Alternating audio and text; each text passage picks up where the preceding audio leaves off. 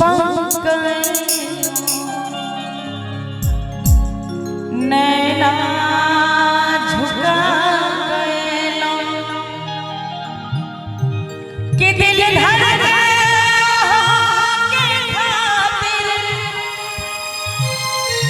दिल धर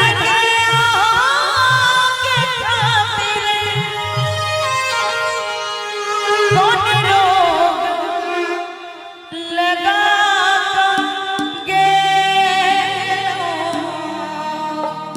एक बार सब बोले जब को नींद लागे तो में कि ताली की संकरी कहबे कि चेहरा छुपा गएलो नैना झुका गएलो चेहरा छुपा गएलो नैना झुका गएलो दिल धड़के आके खातिर दिल धड़के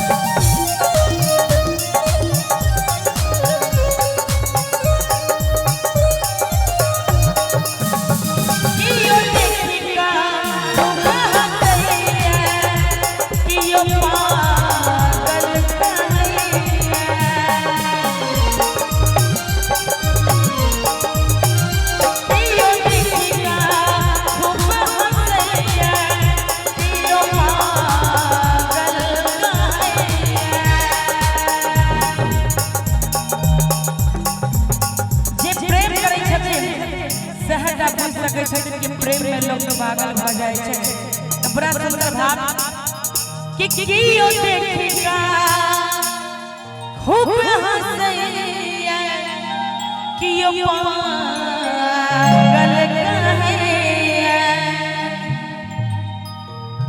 तही कड़ी में जोड़ और बड़ा सुंदर भाव अपने सबके बीच में सुना भी राधा भाई की रचना कि सुन दीवाना रे दीवानी कहिए जमाना ओ सुन दीवाना रे दीवानी कहिए जमाना लागैया के मार जइयो नहीं तो जहान जइयो लागैया के मार जइयो नहीं तो जहान जइयो लोग की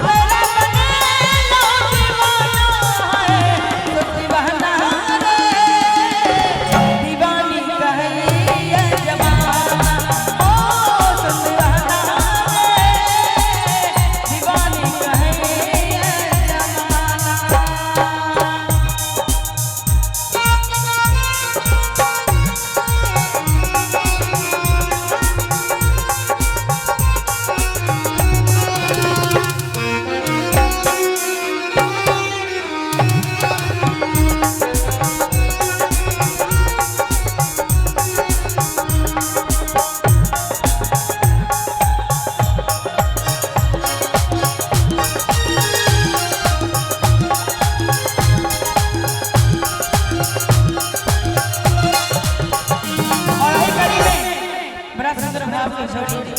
और कहीं कि दिल की लगी को दिल से ना जुदा करना, दिल की लगी को दिल से ना जुदा करना, जब मेरी याद आए तो मिलने की दुआ करना। और यही करीब जोड़े कहवे दिल न लगे लो ओ सजना दिल न लगे लो आहा खेलने लो